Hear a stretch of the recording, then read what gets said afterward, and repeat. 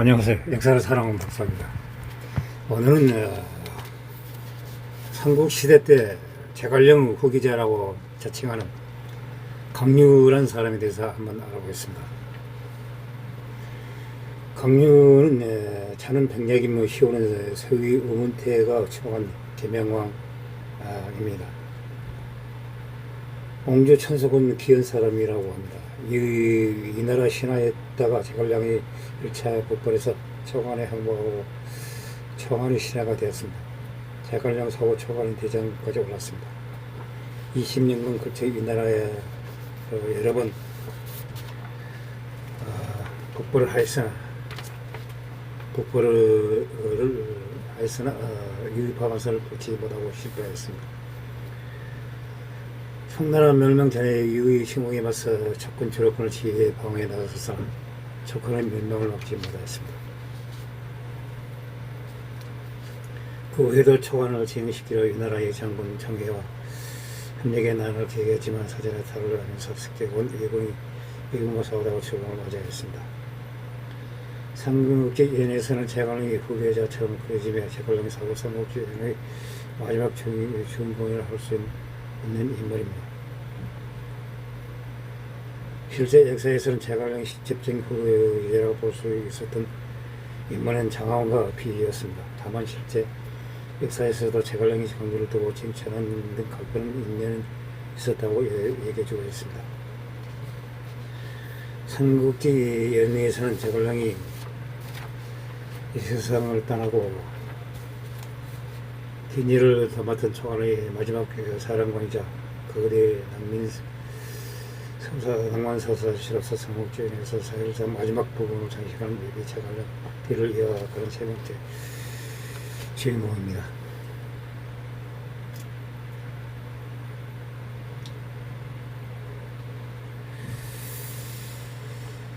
한국 삼국지 연의에서는 제갈량의 사고를 대놓고 충격하거나 그날 오정을서 끊어버리는 삼국지 판만들로 꽤나 많은데 함석영 삼국지와 나간종 본 삼국지 연의에서는 제갈량 사고 한금 반을 차지하는 독보적인 주인공으로 등장하고 있습니다.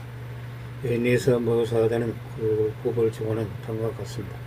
1차 복벌 249년 우두산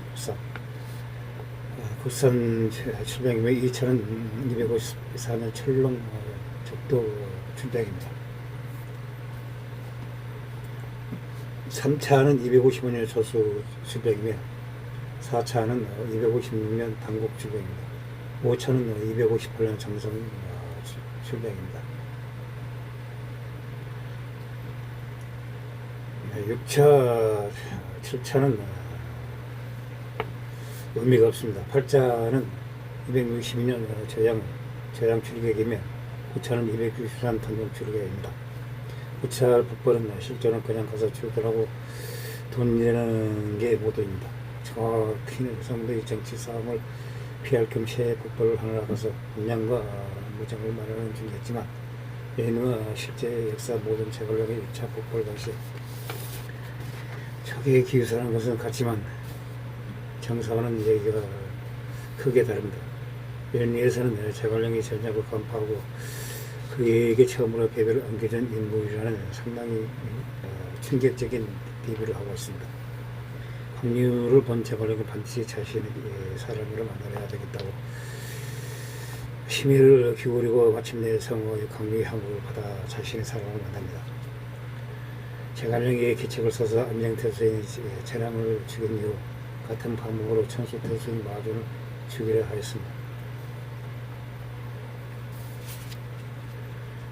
이때 강유가 그 계책을 되돌아보고 마주이 멀리들지 않게 하였습니다. 제갈량의 배설을 하원목이 신복이라 의장해서 그래서 하원목께서 이만이 와서 도와주십시오라고 편지를 하였습니다. 여기에 가자 파벌권을 한 번 더 보내 마주는 완전히 속을 뻔하였습니다. 강유가 한모가 도대체 무슨 수로 포위막을 뚫고 사람을 보내며 배설한 신복에 대해서는 들어본 적이 없습니다. 법원 또한 공문 한 장 없이 다녀갔다는 근거를 내며 속임수란 것을 간파하여 무산되었습니다. 광리는 한 발 더 나아가 제갈량의 계략에 넘어간 척 제의하여 조언을 끌어들인 뒤 스스로 법권을 맡아 조언과 싸웁니다. 조언은 점점 날카로워지는 강력의 장성제에 묘노를 합니다. 이에 마전과 양건이 반대까지 들어와 협공하자 조언은 가까스로 도망쳤습니다.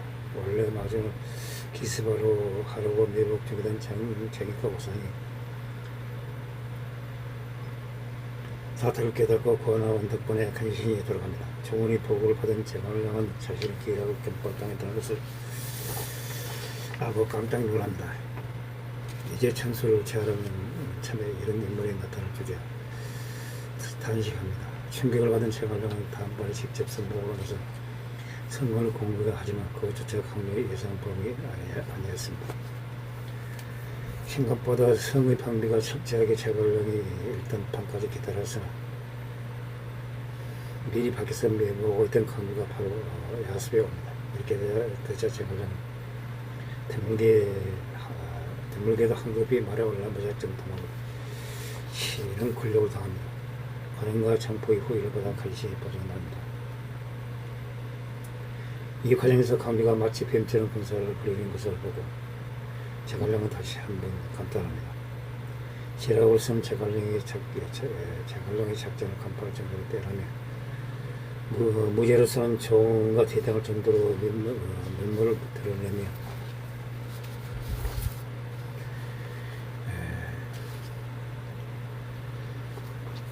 매우 하얗게 삼국지에서 등장하고 있습니다. 이후 제갈량은 강류가 호심이 깊다는 것을 알려 유연하게 강류의 용리가 사는 기회를 가게 하고 구원하는 강류를 밉상하게 내버려둬서 성안에서 묶어놓고 근처에 요충진 상규를 공격해서 도망도를 차단해버립니다. 한편 부차 같은 화음을 풀어주되 그가 가는 길에 남미를 이자간 적군과 마주치게 하여 강류가 저에 항복했다는 선물을 냅니다. 하무가 천수생에 들어가 마전에게 보고든 바를 알리고 그날 밤 천수생의 강류에 비싼 사람을 암시가서 공격하여 하자 마전은 강류가 적에 항복했다고 확신하게 됩니다. 한편 갇혀있던 권장이 부족해진 강류에게 일부러 허술하게 무장한 권장 수성들을 보여줘서 강류를 성 밖으로 끌어냅니다. 장익과 원평의 강력이 발을 묶은 사이에 미연이 성을 점령해버렸습니다. 강령이 천수로 달아나지만 천수성이 맞으면 물론 상위성 양건도 강류가 항복했다고 이거 쫓아냅니다.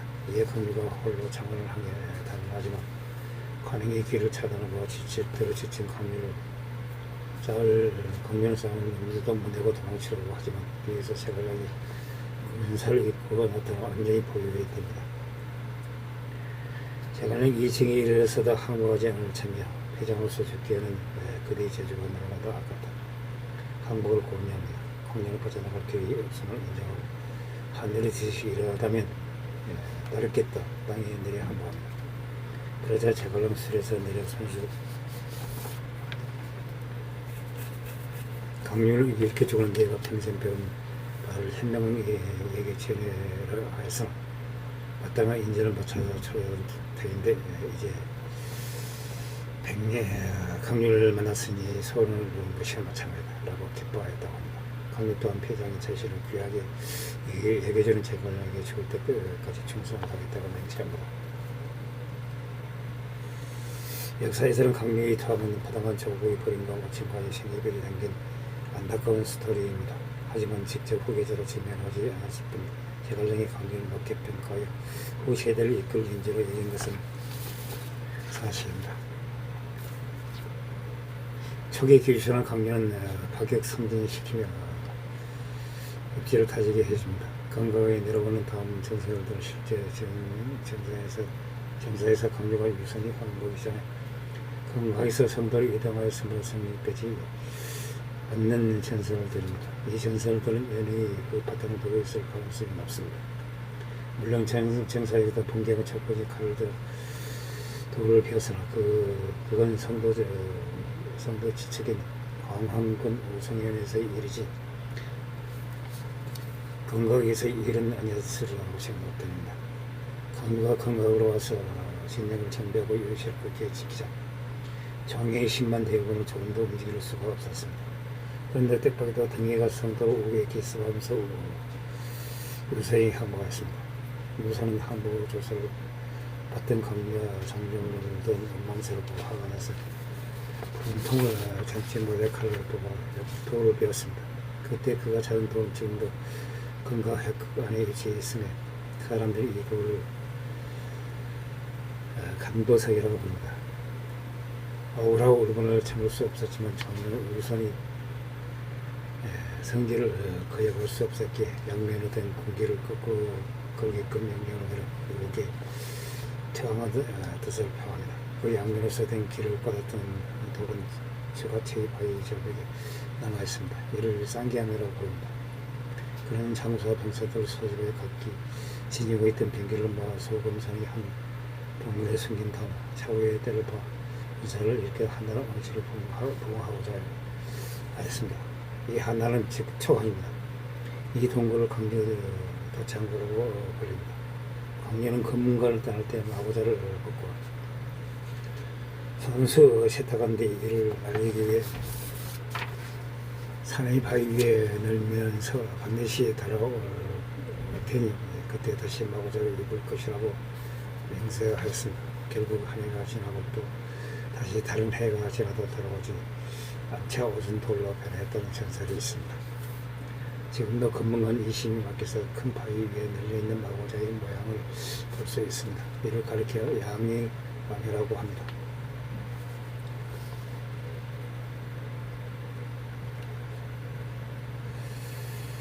정희가 강력에 대하는 모습은 당연인지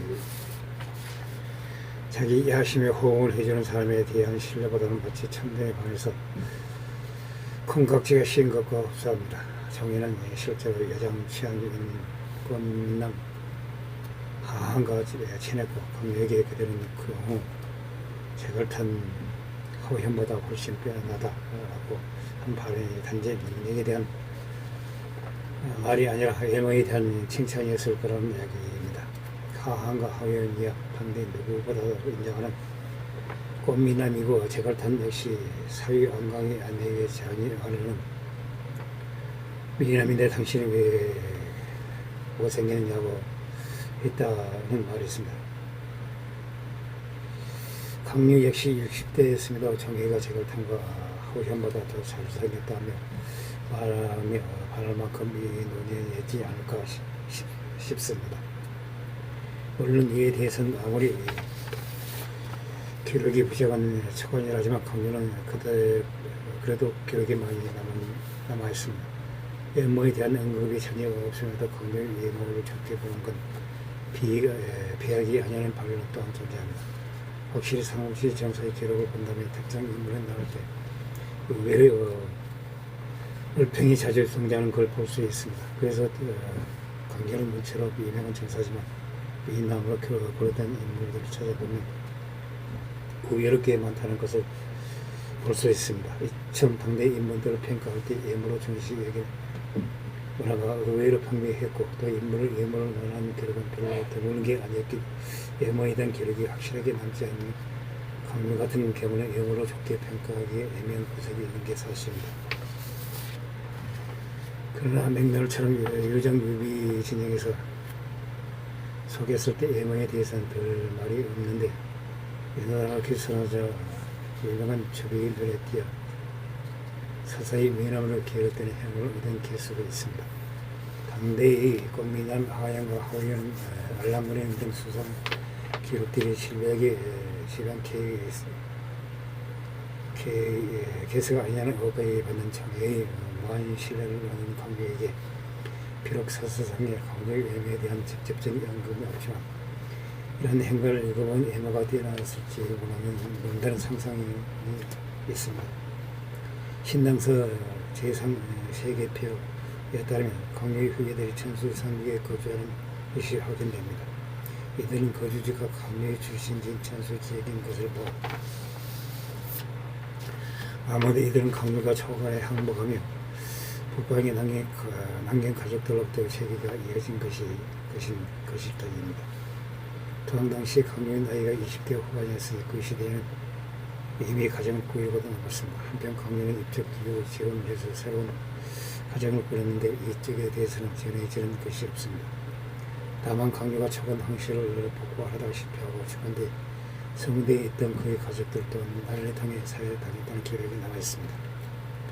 천수에 남은 강유의 가족이 어떤 대우를 받았는지 알 수 없지만 저에서 새로이 이런 가족이 몰살당한 것과 달리 이쪽은 천수상에 남아있던 가족은 명맥이 이어진 걸 봐 몰살을 당하거나 하지 않는 모양이라고 볼 수 있습니다.